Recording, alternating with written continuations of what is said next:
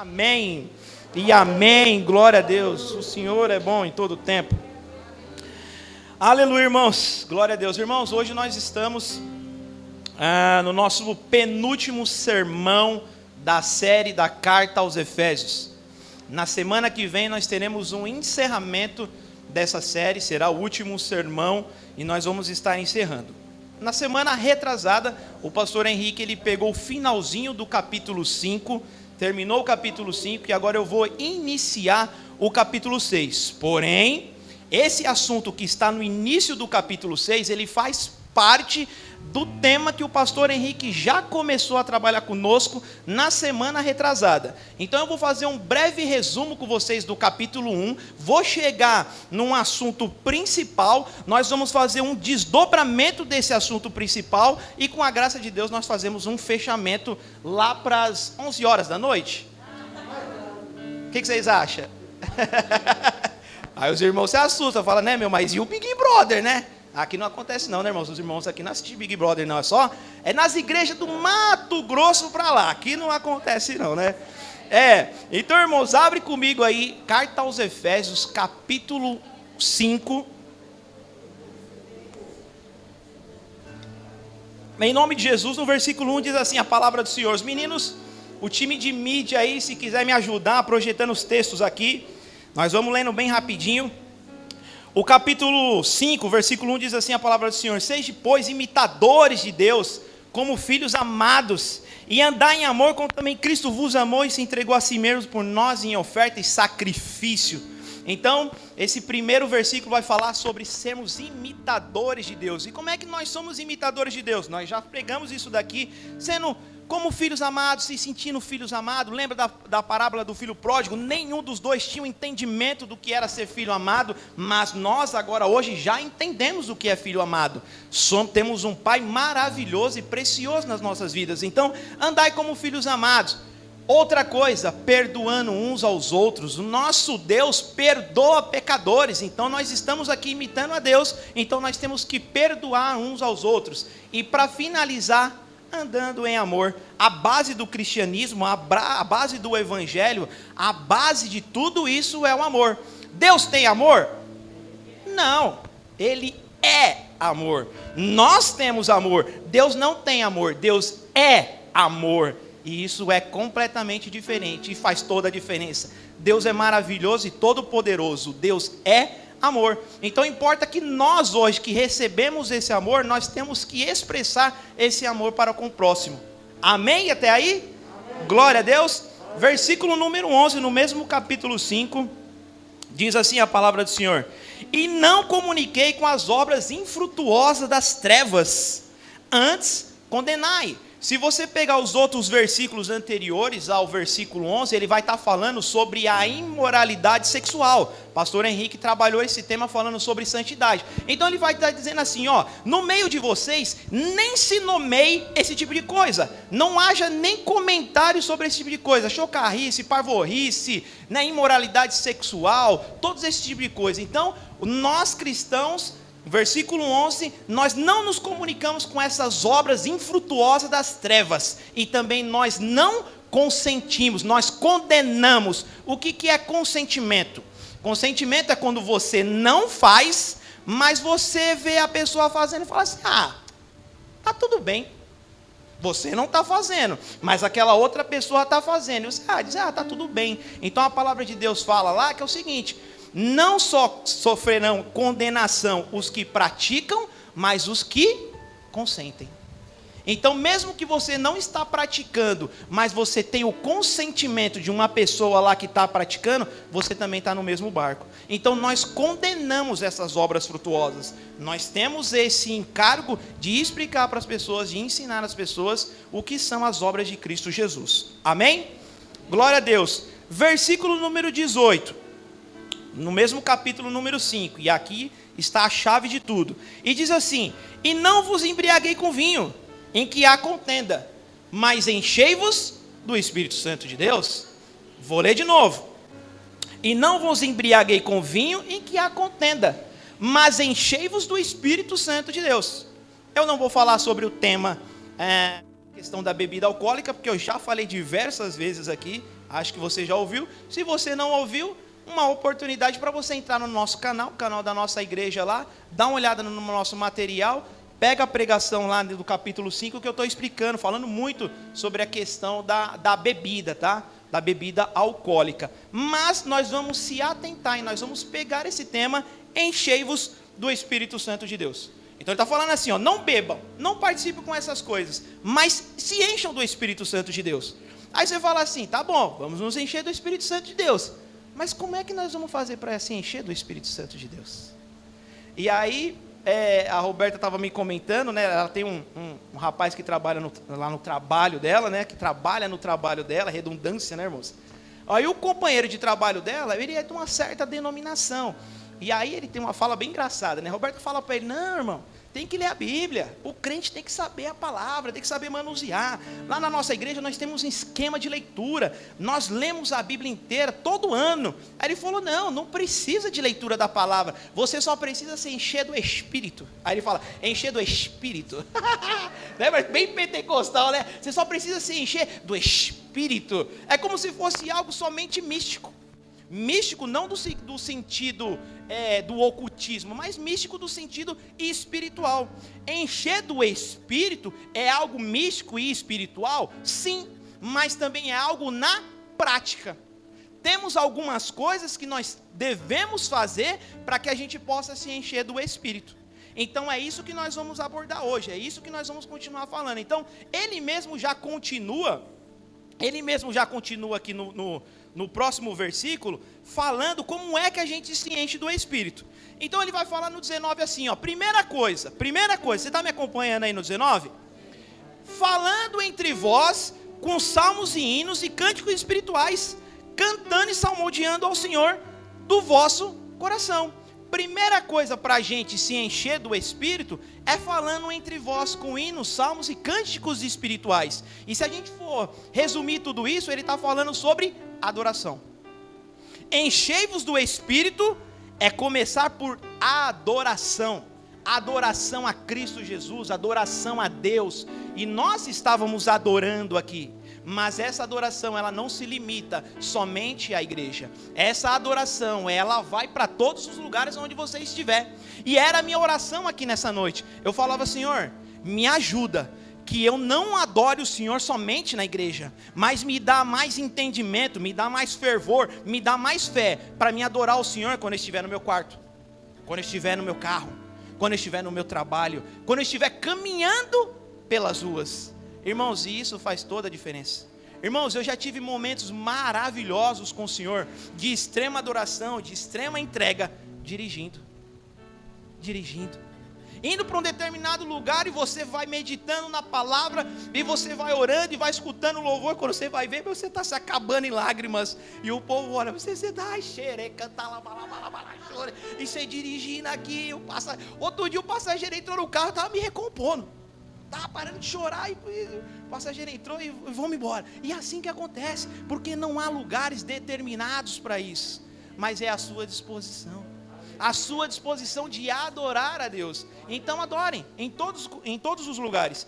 Então esse é o primeiro passo. Aí ele diz assim, segundo passo, versículo 20, dando graças a Deus por tudo, a nosso Deus e Pai, em nome do nosso Senhor Jesus Cristo. Dando graças a Deus em tudo, em nosso Pai, em nome do nosso Senhor e Jesus Cristo. Então a segunda coisa para encher do Espírito é agradecimento, gratidão. A palavra gratidão. Vocês conhecem pessoas que não são gratas a nada? Elas olham para a situação delas e elas só reclamam. É isso, é aquilo, bababá, e não sei o que, céus, azar, igual o desenho lá, né? O cara fica sempre reclamando. Mas para você ser cheio do Espírito Santo de Deus, você tem que deixar de lado a murmuração. E às vezes, irmãos, nós nos apegamos aos pecados, aqueles pecados esdrúxulos, que é a fornicação, que é o adultério, que é o homossexualismo. Mas você sabia que a falta de gratidão e a murmuração é um pecado? Você está reclamando, então você, em outras palavras, você está dizendo assim, Senhor, você não sabe o que o Senhor está fazendo. O Senhor disse que está no comando da minha vida, mas eu estou achando que o Senhor está meio equivocado aí, porque as coisas estão dando tudo errado, então acho que o Senhor não sabe o que o Senhor está fazendo. Em outras palavras, uma pessoa que não é grata, ela diz isso. falta de gratidão, murmuração. Então isso é pecado. Então, para encher-vos do Espírito, adoração e gratidão.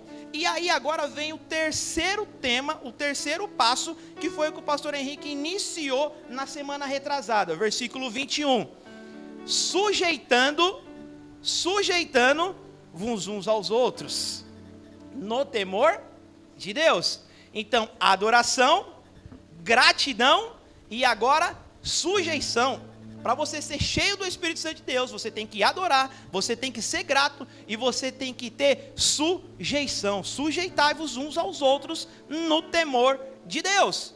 E aí o pastor Henrique na semana passada começou com o tema sujeição voltado para o casamento, voltado para o matrimônio, né? Onde Cristo Jesus ele faz uma analogia do casamento com o relacionamento de Cristo com a sua igreja. O pastor Henrique ele explicou muito bem sobre isso e falou muito bem sobre isso.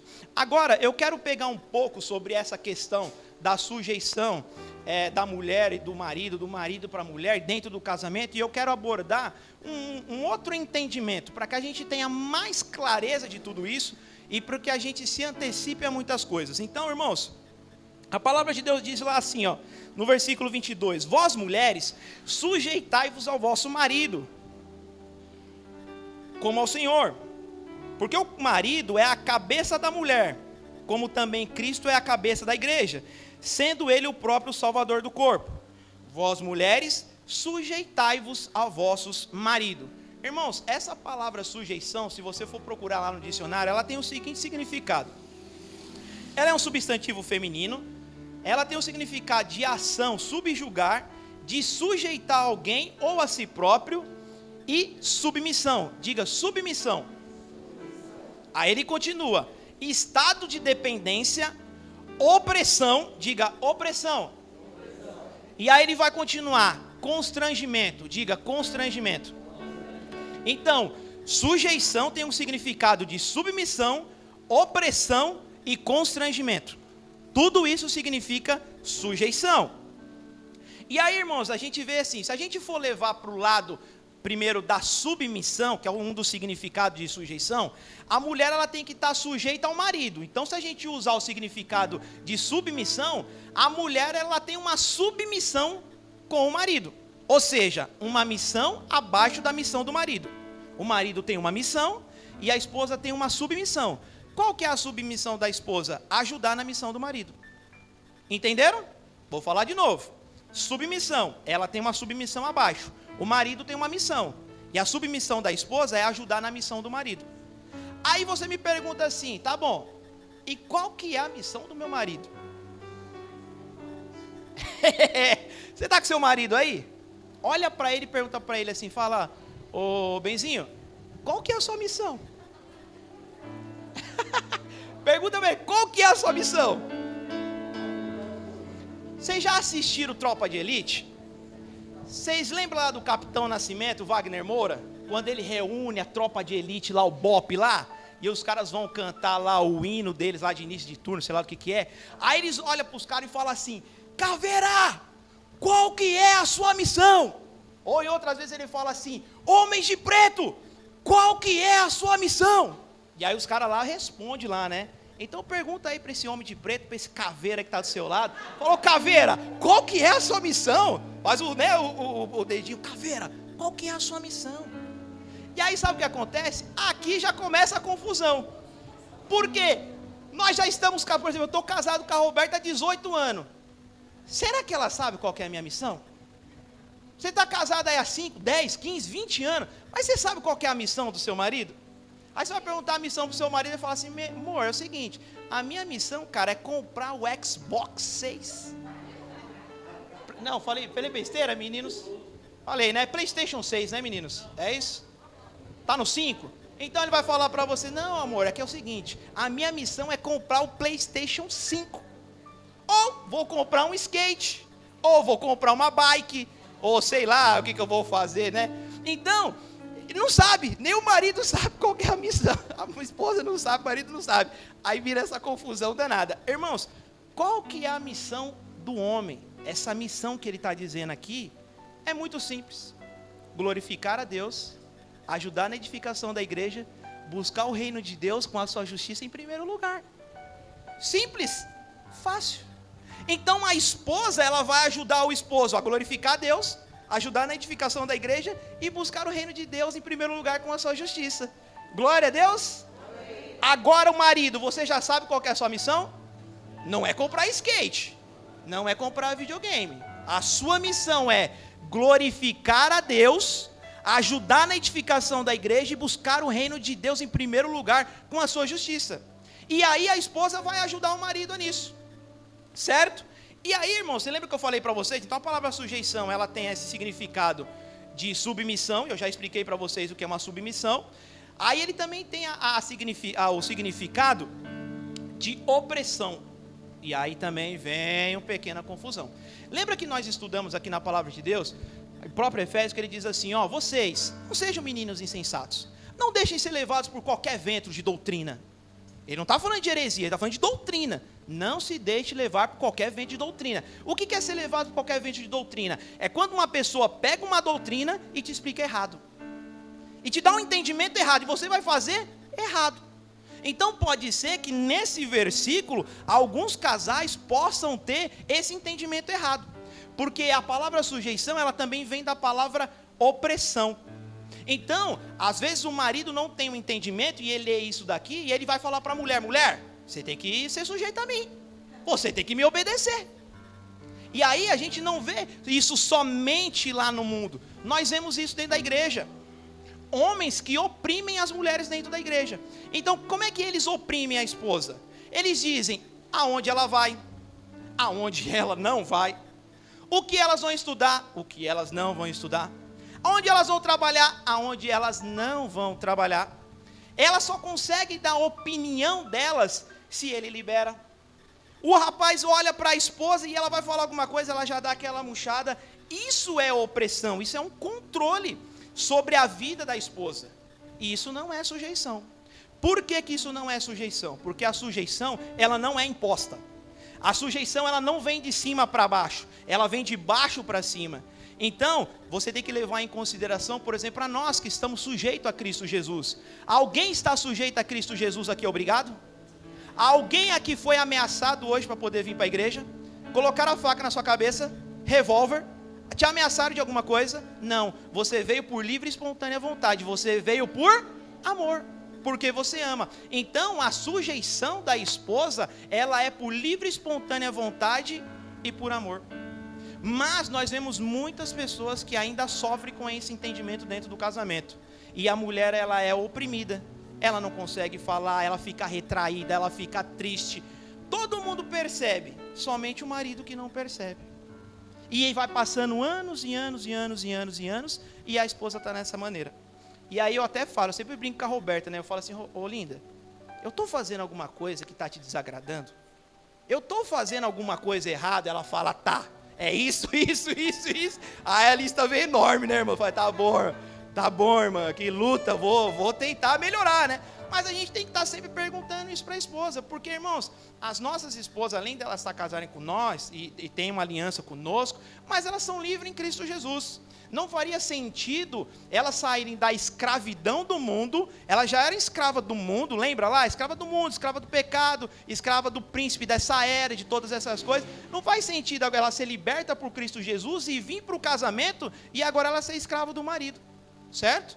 Isso é opressão, isso é controle, certo? E aí vocês lembram que no passado, até o irmão estava falando comigo esse final de semana, que ele falava assim, ó, que quando ele morava com os pais dele, era bem diferente a situação. Então o pai dele chegava do trabalho e se encaminhava para o banheiro para tomar banho. No final do banho dele, a esposa dele já estava lá, com a toalha e a cueca para ele. Ó, amor, tá aqui a toalha e a cueca, tudo direitinho. Aí ele saía do banho e ele ia para a mesa comer. Chegava lá, ele só sentava. A esposa colocava a comida dele, estava tudo certinho do jeito que ele queria, e ele só comia. E depois ele levava o prato para a pia? De jeito nenhum, né, irmãos? Não dá. Aí ele saía dali e a esposa pegava e fazia. Então isso é meio que um controle, uma opressão. E hoje em dia não é mais assim. Hoje em dia não é mais assim, né? Lá na minha casa eu pego a minha toalha, eu pego a minha cueca, eu coloco a minha comida, eu faço todas as coisas, entendeu? E até ainda o pastor Henrique frisou sobre isso. ajuda doméstica. Aonde que está escrito, em qualquer lugar, na Bíblia ou qualquer outro lugar, que a mulher, ela é responsável por fazer todos os serviços domésticos? Aonde está escrito? Não está escrito em lugar nenhum. Isso aí é uma cultura que vem se instaurando e as pessoas vão fazendo. Mas hoje nós temos um entendimento de ajudar as nossas esposas em casa. Então a gente ajuda lavando uma louça, a gente ajuda limpando uma casa, a gente ajuda fazendo uma comida. Eu lembro, irmãos, que quando eu casei, irmãos, eu não sabia fazer nada. Eu não sabia fazer nada. Minha mãe pedia, ela até pedia, mas não fazia, ela desistiu de me pedir as coisas. Então eu não fazia nada. Aí quando você chega dentro do casamento, você tem que fazer, porque também tem um outro detalhe.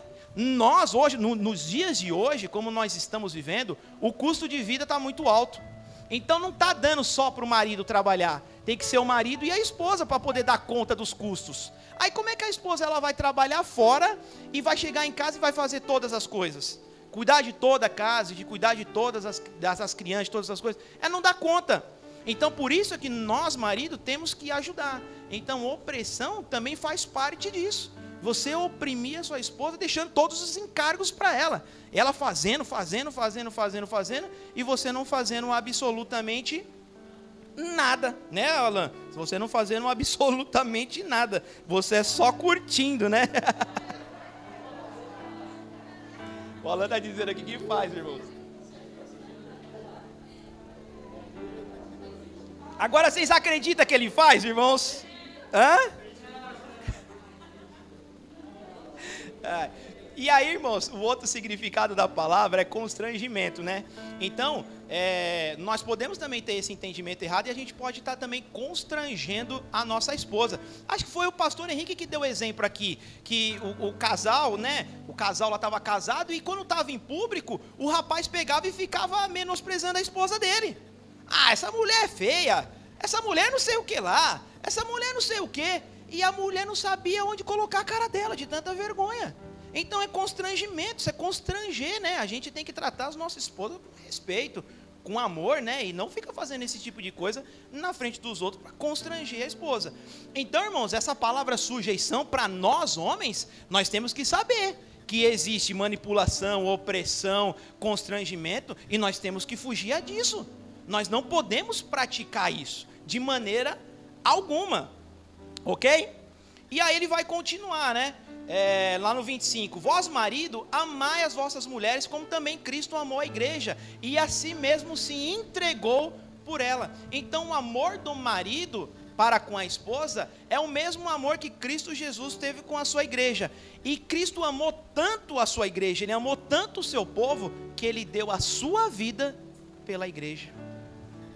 Ele se entregou. Ele se entregou. Então nós, marido, temos que amar de tanto amor, mas tão grande as nossas esposas, que nós temos que nos entregar, se preciso for, com as nossas vidas, para que elas tenham vida. Glória a Deus por isso. Os maridos aí estão afiados, hã? E aí, irmãos, essa relação, nós temos que ter muito esse entendimento, porque hoje em dia, esses entendimentos que o mundo tem, eles vão chegando para dentro da igreja e vai se instaurando dentro da igreja. E aí vai havendo uma confusão muito grande dentro da igreja. Você vê que hoje, muitas coisas que acontecem no mundo estão acontecendo dentro da igreja, porque as pessoas não têm um entendimento da palavra de Deus. E aí nós vamos vendo, a gente vai vendo o casamento caindo em descrédito. Quer ver só? Meninos, estão com a imagem aqui para projetar para mim explicar para os irmãos aqui. Irmãos, vocês conhecem a empresa Quinto Andar? É uma startup Quinto Andar. Ela é uma startup que faz aluguel de imóvel, compra e venda de imóvel. Você entra lá na startup dos caras lá, que se você quiser alugar um imóvel, colocar para alugar, comprar, vender. A startup, ela resolveu fazer uma pesquisa no Brasil. Ela pegou alguns estados, eu não lembro quais eram os estados, mas era São Paulo, Rio de Janeiro e tinha mais alguns outros lá. E ela foi ver qual que seria o objetivo das pessoas entrevistadas. Então, olha só, os temas lá, ela colocou à disposição do pessoal lá, que diminui um pouquinho, meninas. Ó, ela colocou os seguintes temas. O primeiro, ter casa própria, ter uma profissão, ter estabilidade financeira, ter uma família, ter plano de saúde, ter uma religião, ter um negócio próprio, ter um carro, ter filhos e casar. E aí pediu para as pessoas, dando nota de 0 a 10, em qual que elas se encaixavam primeiro. E iam fazendo ali um ranking. Você sabe qual que foi o mais votado? Olha lá, no topo do ranking, ter casa própria. As pessoas entrevistadas disseram que o objetivo delas, o mais importante para elas, é ter casa própria. Você sabe onde aparece casamento? Foi rebaixado. Está lá na série B, mostra lá, irmãos. Olha lá, ó. Olha lá, casar apareceu em último lugar, irmãos. O pessoal quer ter casa própria, quer ter independência financeira, mas estão tudo correndo do casamento. Então nós temos um encargo, nós que somos cristãos e conhecimento a palavra de Deus, para nós explicarmos para as pessoas o que é um verdadeiro casamento, e não só explicar, mas mostrar com as nossas atitudes e com os nossos casamentos, para que eles entendam e queiram casar, entendeu? Mas aí o povo está dando tanto mau testemunho que o povo não quer casar. Irmãos, dentro do meu carro, eu sou motorista de aplicativo, dentro do meu carro 70% dos passageiros são mulheres. E aí, eu conversando com as mulheres, isso é de praxe. As mulheres mais maduras, de 30, 40 anos, 50 anos, que separaram do primeiro casamento, ou ficaram viúvas, ou qualquer outra coisa, sabe o que elas falam? Eu não quero casar mais. A gente só comete um erro na vida. O segundo a gente não comete, ela falou para mim. Não quer casar. Eu falo, mas moça, qual que é o motivo que você não quer casar? Ah, dá licença. Uns homens folgados por aí, você vai se relacionar com os homens não querem trabalhar, os homens querem ficar no bar bebendo, quer jogar videogame, e a gente ralando, aí eles não trabalham, ficam endividados, não tem dinheiro para pagar as contas e pede para nós emprestado. Sabe que esse emprestado quando é que eles vão devolver? Nunca. Então eu não caso não. E aí elas estão fugindo disso. Por quê? Porque os homens também têm um entendimento errado da palavra. Entendeu? Os homens estão pegando a opressão, o constrangimento, e estão submetendo as mulheres a isso. Por isso que as mulheres estão correndo do casamento. Mas nós temos que ter esse entendimento e fazer da maneira certa e maneira correta, porque a família de Deus, o casamento é propósito de Deus. É propósito de Deus. Não saiu de moda não, está em moda ainda.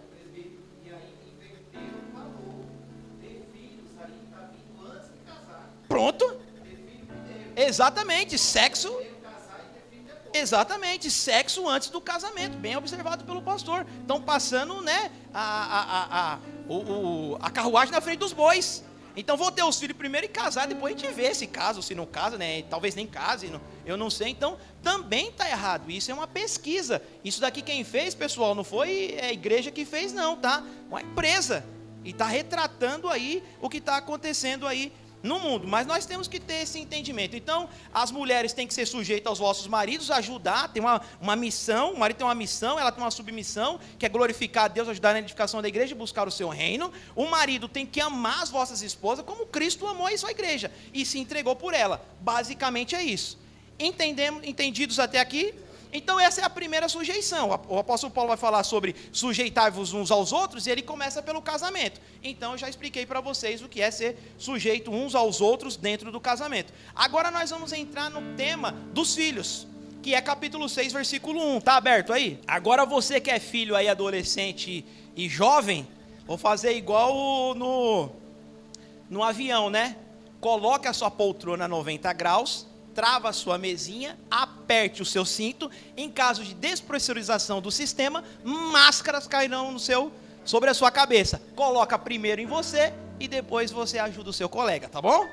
Então vai lá, jovens. Vós, filhos, sede obediência aos vossos pais no Senhor, porque isso é justo. Honra teu pai e tua mãe, que é o primeiro mandamento com promessa, para que te vá bem e vivas muito tempo sobre a terra.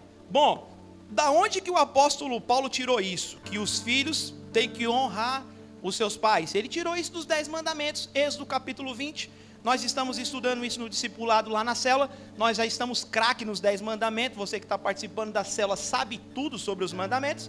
Então tem um mandamento lá, que é o 5º mandamento, que diz assim: honra teu pai e tua mãe, para que te vai bem nessa terra. Que é o primeiro mandamento que vem com justiça. Ele é um mandamento que tem uma promessa. Você faz ele e recebe alguma coisa. Os outros não diretamente têm essa promessa, mas tem promessa também. Mas esse daí está bem explícito, certo? Honrar pai e mãe, irmãos, eles têm algumas diferenças, né? E eu vou tentar explicar essas diferenças de acordo com a faixa etária das pessoas. Então vamos lá. Honrar pai e mãe para uma criança, na fase da criança, na fase infantil. Como é que uma criança honra pai e mãe? Vocês sabem? Obedecendo. Então o pai vai explicar para ela assim: filho, não põe o dedo na tomada, porque dá choque. Aí o filho honra o pai e a mãe e obedece e não coloca o dedo na tomada. Isso para muitas outras coisas. Os pais vão ensinando e as crianças vão honrando, obedecendo. Bom, deixa eu abrir um parênteses aqui para dizer para vocês o seguinte. Aqui no primeiro versículo, quando ele diz, seja obediente aos vossos pais, ele está se referindo a pai e mãe. Tranquilo? Honra pai e mãe, ele está se referindo pai e mãe. Isso é importante dizer. A gente vai usar isso daqui a pouco lá na frente. Então, quando ela é criança, até a fase ali da pré-adolescência, honrar pai e mãe é obedecer. É acreditar naquilo que o pai está falando e não fazer. Você vai explicar para a criança e a criança ela não vai fazer. Agora, quando você entra na parte da adolescência e da juventude, honrar pai e mãe já não é explicitamente obedecer.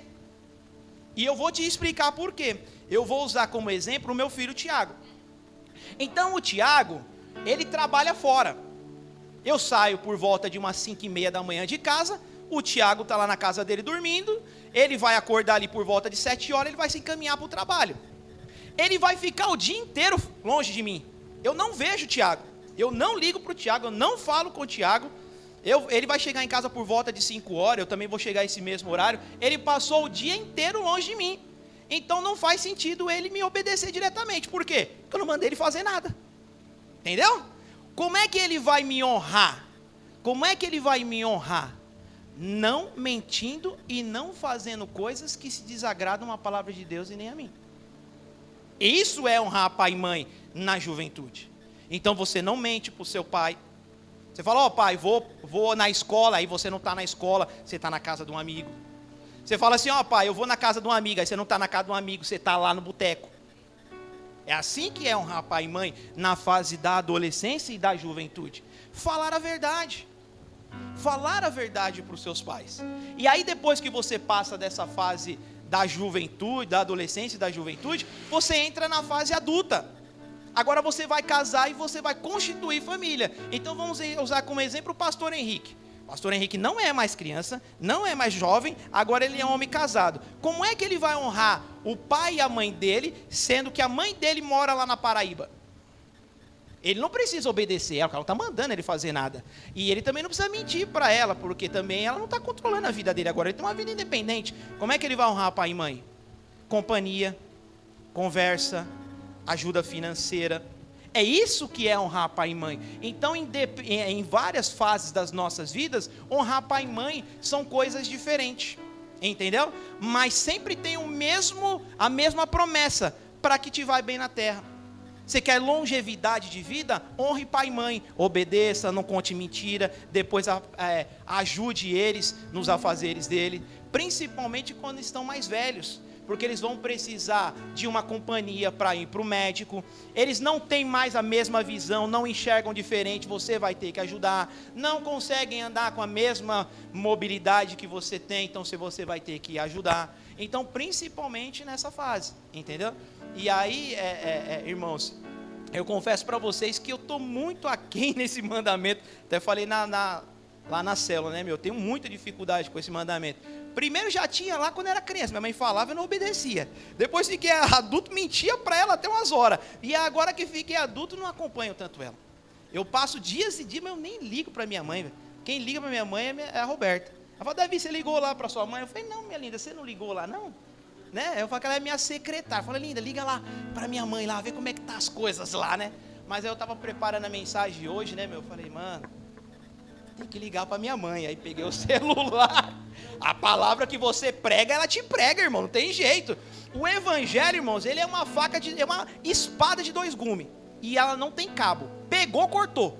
Pegou, cortou. Não tem jeito. Você vai pegar, você vai se cortar. Então, estava lá preparando a mensagem. Falei, não, eu tenho que ligar para minha mãe. Peguei o telefone, liguei para minha mãe. Ela atendeu, oi mãe, tudo bem, graças a Deus, como é que tá as coisas aí, tal. E ela me falou algo, irmãos, que eu achei isso sensacional. Eu falei, a palavra de Deus é verdadeira, cara. A palavra de Deus funciona. O que Deus colocou para nós é maravilhoso e é atual. Ela não é ultrapassada. Eu estava lá, tal, né? Ô mãe, tal. Ela falou, filho, em março eu vou para São Paulo. Porque ela mora em Piracicaba, né? Em março, a mãe vai para São Paulo. Porque eu ia ir antes. Mas a Roberta falou que você vai ser consagrado a pastor. E eu quero estar lá nesse dia. Ai, meu Deus do céu. Veio até um negócio aqui na minha garganta, assim, sabe? Eu falei, nossa, meu Deus do céu. Eu quero estar lá, filho. Eu falei, oh, meu Deus do céu. Deus é bom demais. Aí fui falar com meu pai. Eu vou passar para o seu pai, que precisa dar uma palavrinha com o seu pai. Ô, filho, como é que você está? Você ainda está trabalhando naquele emprego lá? Eu falei, não, pai, fui demitido. Ô, meu filho. Mas, ó, vou dizer para o senhor. Você sabe que Deus ama seus filhos, que Deus não desampara, que Deus não deixa. Eu falei, você vai falando mais em nome de Jesus, glória a Deus. E ele aguenta firme, filho, não sei o que. Eu falei, nossa, que maravilha. Irmãos, esse é o segredo de honrar pai e mãe. E você está com dificuldade, você está com problema, e o seu pai te ama, e o teu pai cuida de você, e ele ora, e ele zela por você. O seu pai não é o teu inimigo, o seu pai não é aquele que quer o teu mal, ele quer o teu bem, ele quer que você deslanche na vida. Aleluia. Aí você fala assim, mas Davi, eu não tenho meu pai comigo, ou não tenho minha mãe comigo, ou eles não foram presentes na minha vida.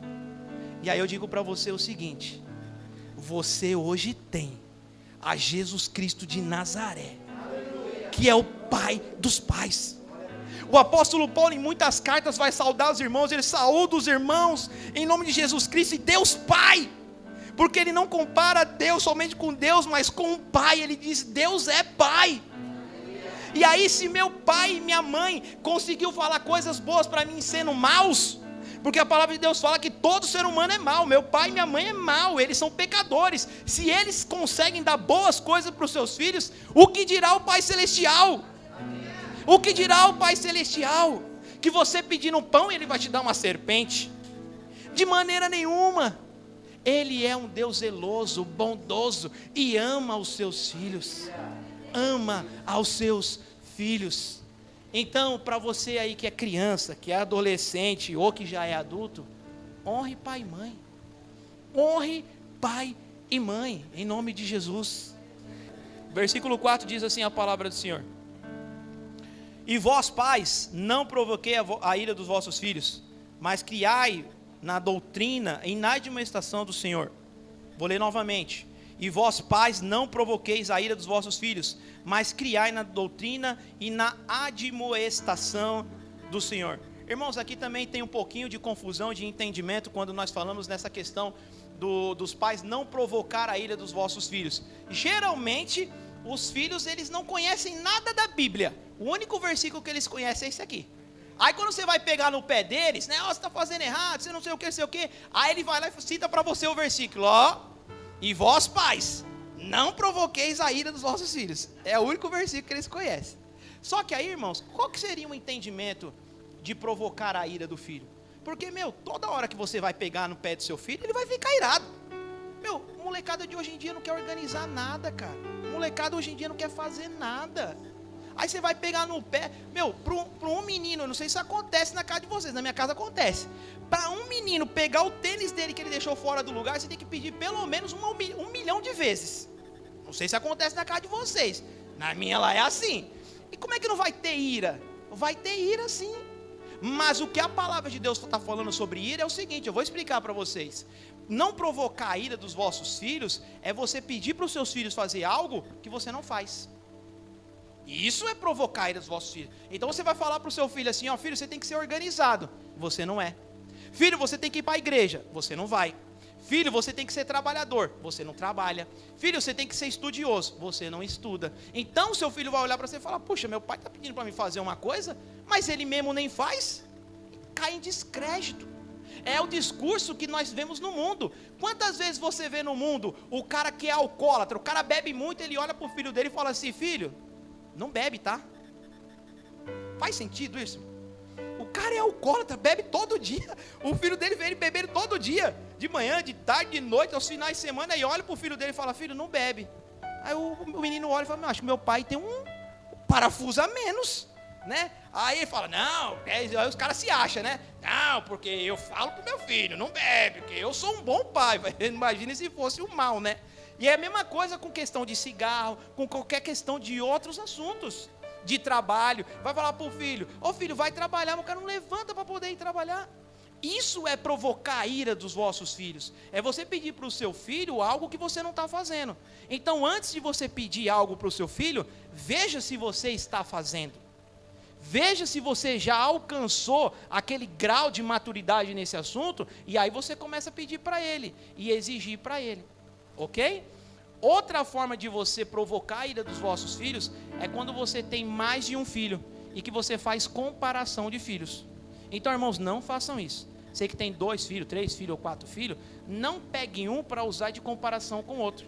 Porque nós sabemos que os filhos, eles são totalmente diferentes, né? Uns é um pouco mais estudioso, o outro não é, não tem tanta facilidade, um trabalha um pouco mais, o outro não trabalha. Um tem uns determinados problemas, o outro também não tem. Eles reagem de formas diferentes a determinadas coisas. Então, por exemplo, você tem um filho lá que se você olhar feio para ele, ele é mais melancólico, ele já vai chorar. O outro você pode bater nele que ele não chora, ele fala bate mais, bate mais. Então os filhos estão diferentes. Então não podemos provocar a ira dos nossos filhos fazendo comparação. E eu lembro, irmãos, que a minha mãe ela fazia essa comparação com a minha irmã, né? Aí eu falava, o seu irmão, não sei o que, mas minha irmã pegava uma raiva de mim, ela me xingava de tudo quanto é nome. Ela só me chamava de santo, esse menino, não sei o que, filho, né? Xingava. Então não devemos fazer esse tipo de coisa. Então provocar a ira dos nossos filhos é a gente pedir algo para eles que a gente não faz e que nós também não estamos fazendo, e também não podemos fazer comparação com outros filhos. Agora, irmãos, um menino chegou para sua mãe e falou assim, mãe, quem que você ama mais? Eu ou meu irmão? Ele tinha por volta de uns 10 anos, e o irmão dele tinha uns 3. Aí a mãe dele falou assim, não, quem eu amo mais é o seu pai. Eu amo mais o seu pai. E vocês, eu amo da mesma maneira. E aí ele pegou e guardou aquilo na cabeça dele, entendeu? Que o amor deles era igual. Agora, olha só que coisa interessante, isso para você analisar. Use isso num aspecto de paz, num aspecto prático, mas use esse exemplo também num aspecto do seu relacionamento com Deus. Então vamos supor que o pastor Henrique chegue lá para o Daniel e fala assim, ô Daniel, por favor, vai até a venda da esquina, lá no seu José, e compra uma Coca-Cola para mim. Aí o Daniel fala, pai, dá licença, pai, pô, tô aqui jogando videogame, pô, tá mó sol lá, pai. Pai, manda o Samuel. Aí o pastor Henrique vai lá. Aí o pastor Henrique vai lá e fala assim, ô Sam, chega aí. Ô Sam, faz a gentileza para mim, vai lá na venda da esquina no seu José e compra uma coca para mim. Aí o Sam fala, demorou, pai, me dá o dinheiro que eu vou lá agora. Pro senhor eu faço tudo. O senhor é muito bom. E uma coquinha gelada, né, pai? Nesse calor ia cair muito bem, né? Dê o dinheiro aqui que eu vou lá. O menino sai correndo, vai lá, corre e traz a coca. Irmãos, é questão de amar mais um do que o outro? Não. Mas olha a resposta que esse deu e que esse deu. É a mesma coisa nós com Deus. Deus pede alguma coisa para você e fica, não sei o que. Não sei o que lá. Tudo eu. Você não faz. E se faz, faz aos trancos e barrancos. E murmurando. Aí tem um outro irmãozinho que você olha pro irmãozinho, o irmãozinho está indo bem na vida, cara. O irmãozinho está nadando de braçada. Aí Deus pergunta as coisas, pede as coisas para ele, o irmãozinho vai lá e faz de bom grado. Faz com alegria. Deus pede para fazer um, ele faz 2. Está sempre servindo aos irmãos, sempre contente. Aí você vai dizer que Deus ama mais o irmãozinho do que você? Não, é a resposta que você dá. Deus ama todos iguais, os pais amam os filhos, todos iguais, mas vai da resposta que nós damos. Vai da resposta que nós damos em cada circunstância dessa. Vocês entenderam? E aí, e não provoquei os vossos filhos e tal. Deixa eu continuar aqui, irmãos. Aí ele pega e fala assim, honra teu pai e tua mãe, que é o primeiro mandamento com promessa para que te vá bem na terra. E vós, pais, não provoqueis a ira dos vossos filhos, mas que há na doutrina e na administração do Senhor. Esses pais que está aparecendo no versículo 4, não está dizendo sobre pai e mãe. Lembra lá no primeiro versículo que eu falei para vocês que os pais lá estavam dizendo sobre pai e mãe? No versículo 4, ele está falando justamente, especificamente, para pai, o homem, o chefe de família. Então esse encargo aqui, de não provocar a ira dos vossos filhos, é do pai o homem. E aí ele continua dizendo assim, e criai na doutrina e na admoestação do Senhor, ou na disciplina e na admoestação do Senhor. Então esse é um encargo do homem, do pai, do chefe de família, não é da mãe. E aí, irmãos, é onde o inimigo está trabalhando hoje na sociedade. O inimigo, ele vem no casamento, sopra no ouvido da esposa, sopra no ouvido do esposo, causa um desentendimento, eles não sabem lidar com esse desentendimento, não tem a palavra, não tem o Espírito Santo de Deus, e eles se separam. Aí é que está o problema. Você tira o homem de dentro de casa, agora fica a encargo da mulher, agora toda a responsabilidade. E a palavra de Deus está dizendo que essa responsabilidade da disciplina e da admoestação do Senhor não é da mulher. A mulher é a ajudadora, ela é a submissa, ela tem a submissão. A missão maior é do homem. E o inimigo, ele está estragando as famílias fazendo isso, tirando o homem de dentro de casa. E naquele dia que o presbítero Luiz Henrique veio pregar aqui, ele falou algo para mim, cara, que caiu na minha mente. Eu falei, puxa, é verdade. Eu cometi esse erro. Irmãos, olha só, eles estão com um colégio lá em Bertioga, e eles têm um material que é todo bíblico e cristão para esse colégio. Eles estão ensinando as crianças com base na Bíblia, no colégio deles. E eles disseram que o formato de você pegar crianças pequenas e levar para a creche para ficar o dia inteiro, está errado. Está errado. Porque a educação da criança, ela não pode ser pelas pessoas que estão na creche. Você sabe quem está na creche? Você sabe quem que é a tia de lá, a professora de lá? Lá tem de tudo, o estado é laico. Lá tem gente de tudo quanto é filosofia, de tudo quanto é religião. E é eles que estão ficando com a sua criança o dia todo. Quando você chega em casa, 5, 6 horas da tarde, você não tem tempo de cuidar da sua criança, não tem tempo de ensinar. Principalmente se você é mãe solteira. Você vai pegar a sua criança, você vai fazer os seus afazeres domésticos, vai colocar ele para dormir, porque no outro dia você tem que acordar cedo para poder ir trabalhar. E quem está fazendo a educação da sua criança é esse povo da creche. E nós fizemos isso. Logo cedo, Mateus e Tiago iam para a creche. Ficava o período integral. Começaram a ir com 1 ano e meio. Só saíram da creche para ir para o jardim de infância. Eu falei, puxa cara, isso tem todo sentido. Isso tem todo sentido. Depois nós não podemos cobrar das nossas crianças educação, desvio de caráter, porque nós não estamos criando a base. Nós não estamos criando a base. E aí o inimigo tira o homem dentro de casa e ainda tem mais um outro agravante. Vocês sabiam que o homem que é responsável pela definição do sexo da criança? Lá na genética, os cromossomos da mulher, ele é XX. Os cromossomos do homem é X e Y. Então quem determina a sexualidade, o gênero da criança é um homem. Mulher é XX, homem é X e Y. Então quem determina o gênero, né, a sexualidade da criança é um homem. E quando você tira um homem de casa, você também afeta na sexualidade da sua criança. Você pode ver que muitos homossexuais por aí, eles tiveram pais separados, os pais não acompanharam. Esse caso acontece. E até mesmo de pais que estão dentro de casa, mas é como se não estivessem. Eles não têm esse entendimento e não criam seus filhos na administração do Senhor. Então as crianças têm esse desvio de sexualidade, porque os homens não estão fazendo esse papel. Então é muito sério essa responsabilidade do homem. É muito sério essa responsabilidade do homem. Ele tem que criar na disciplina e na admoestação do Senhor. Isso é encargo do homem. Disciplina, irmãos. Nossos filhos, nossas crianças têm que ter limite. Não são os filhos que nos dominam, somos nós que dominamos eles. E dizemos, até o tal horário, nesse lugar você não vai, assim você não vai fazer. É assim que você vai fazer. Nem toda hora é hora de disciplina, mas tem hora que é de admoestação, que é conversa, que é ensino da palavra. Senta, bate um papo, vê como é que está na escola, vê quem são os amigos, vê quais são os objetivos. Isso faz parte do pai. Disciplina e admoestação do Senhor. Isso é muito importante. Irmãos, eu não tive isso Eu não tive isso na minha vida. O meu pai, ele era uma pessoa muito trabalhadora, muito honesta, temente ao Senhor, buscava o Senhor, mas não com entendimento. Ele não tem esse entendimento que nós estamos tendo aqui. Eu digo para vocês, pastor Henrique já falou um monte de vezes isso aqui. O que sai desse púlpito aqui é muito entendimento, é muita palavra. Você vai em muitos lugares por aí que os irmãos é só pulando dentro do púlpito e dizendo: você vai ter vitória. E você não entende nada da palavra. Você não sabe nada. E aí você sai daqui achando que você vai ter vitória, chega ali embaixo ali o cara caceta a traseira do seu carro, fala: meu, essa é a vitória. Entendeu? Porque não tem entendimento de palavra. Nós estamos explicando para você detalhadamente, minuciosamente como tem que ser. Você só não vai fazer se você não quiser. Mas esse é o ensino, esse é o entendimento, para que você vá bem, para que você tenha um entendimento. Glória a Deus por isso.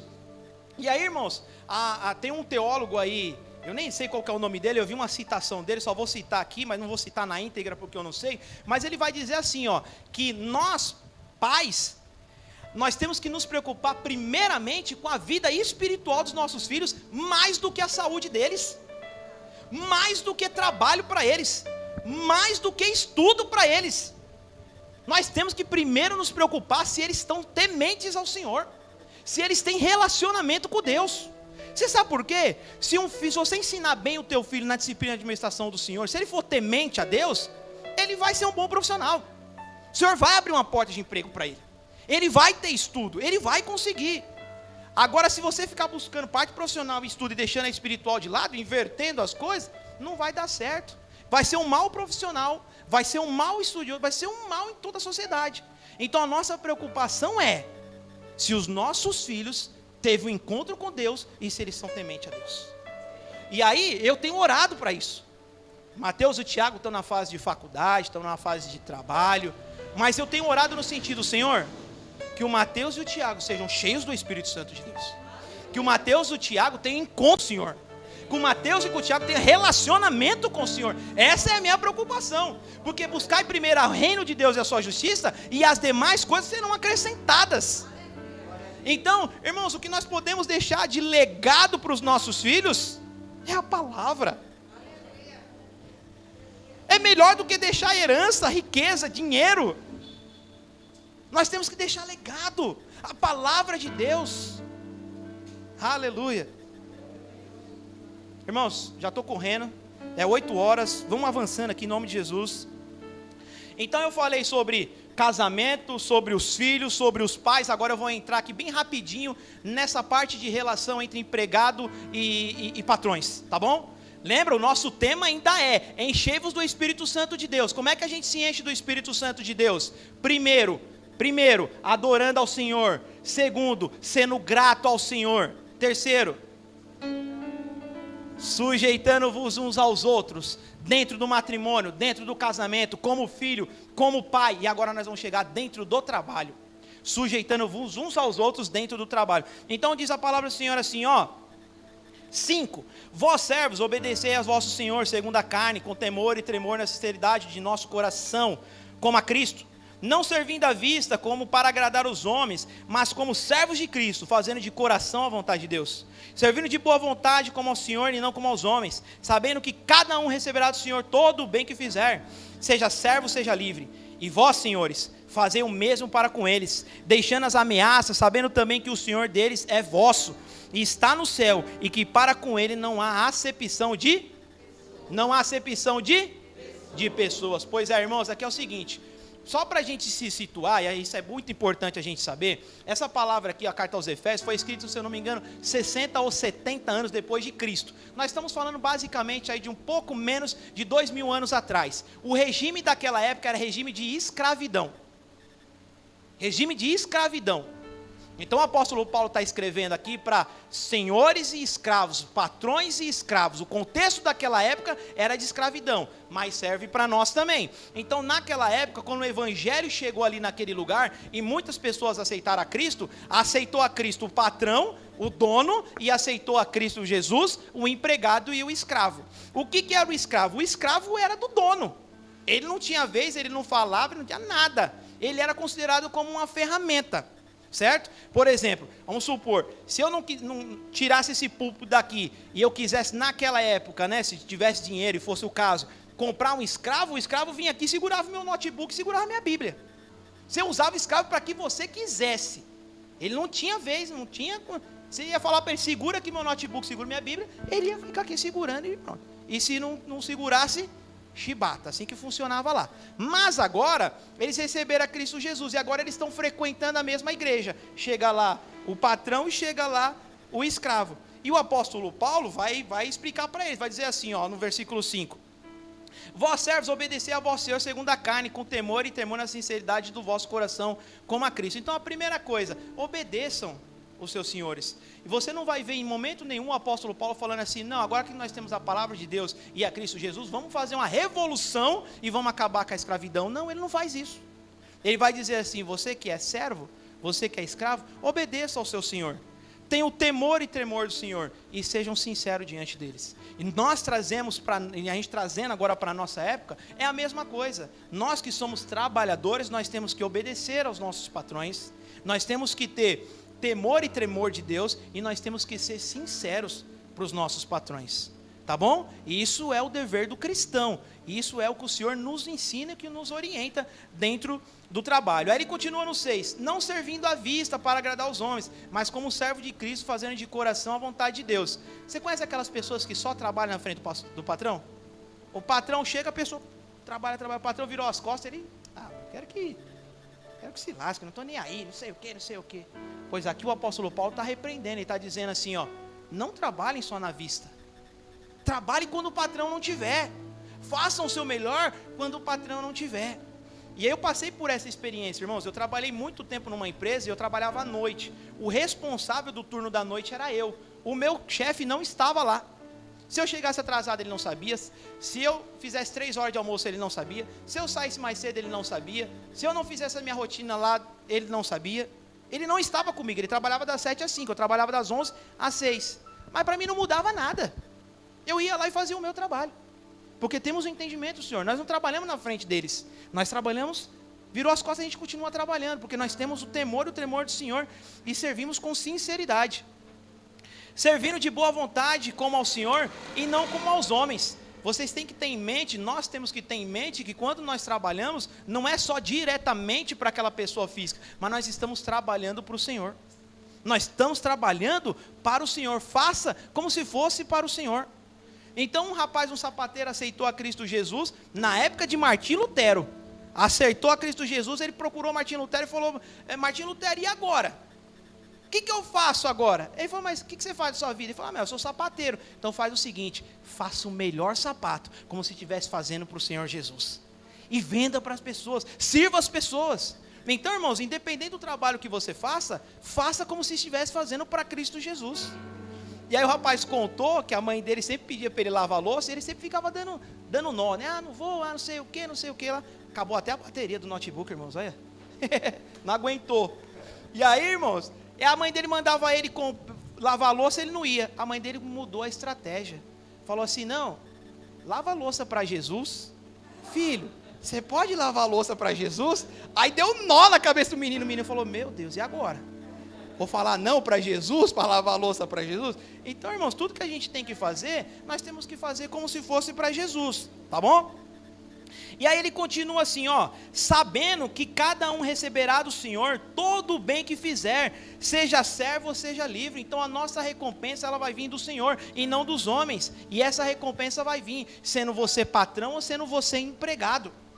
E aí ele continua, para terminar, e vós, senhores, agora os patrões, fazei o mesmo para com eles, deixando as ameaças, sabendo também que o Senhor deles é o vosso e está no céu, e que para com ele não há acepção de pessoas. Todo patrão deveria ouvir esse versículo aqui, devia estar grudado lá na mesa dele, porque de vez em quando nós ouvimos frases assim, você sabe com quem você está falando? Já ouviram essa frase? Eu sou o patrão, você é o empregado, e você me obedece. Ameaça. Ameaça. Aqui vem a palavra constrangimento e opressão, que é um sinônimo de sujeição. Você pode estar sendo um patrão achando que os empregados têm que ser sujeitos a você, mas na verdade você está oprimindo eles. Você está constrangendo eles. E isso não é o que a palavra de Deus está pedindo. Mas aqui, sabe o que Jesus vai dizer? Jesus vai dizer assim: você quer ser o primeiro? Você quer ser o maior de todos? Então faça o seguinte: sirva a todos. Seja o servo.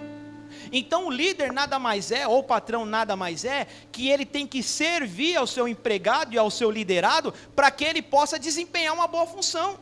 Você tem que dar totais condições para o seu liderado, para o seu empregado, para que ele faça o melhor dele. Você tem que estar à disposição dele e ajudando ele, tirando as dúvidas dele, sendo suporte para ele, para que ele possa fazer um bom trabalho. Porque se você ameaçar e maltratar ele, você vai virar as costas e ele não vai fazer nada. Então sigam aos princípios de Cristo Jesus. E o maior exemplo de todos esses, irmãos, para pensar, falando sobre patrão e empregado. Você que é líder, você que é patrão, você que se acha um pouquinho mais, o nosso Deus, que é criador de todas as coisas, sustentador de todas as coisas, Deus do impossível, realizou todos os tipos de milagre. Ele desce do céu, sendo Deus todo-poderoso, vem até a terra, se torna como nós, e ele vai trabalhar de carpinteiro. E ele vai trabalhar de carpinteiro. E às vezes a gente fica vendo determinadas profissões e fala: essa aqui eu não faço, essa atividade eu não faço, isso eu não sei o que. Irmão, se o Deus Todo-Poderoso foi trabalhar de carpinteiro, por que você não pode trabalhar com qualquer outra coisa? Por quê? Sejamos humildes, temos o entendimento dessa palavra. E olha o tanto que Jesus Cristo foi recompensado. A palavra de Deus foi que ele foi exaltado, nome sobre todo nome, e se assentou à destra de Deus Pai Todo-Poderoso. Foi recompensado. Então você também será recompensado por a humildade, por sujeição, por obediência e por humildade. Amém? Vou encerrar por aqui, tá, irmãos? Em nome de Jesus. Você pode curvar a sua cabeça?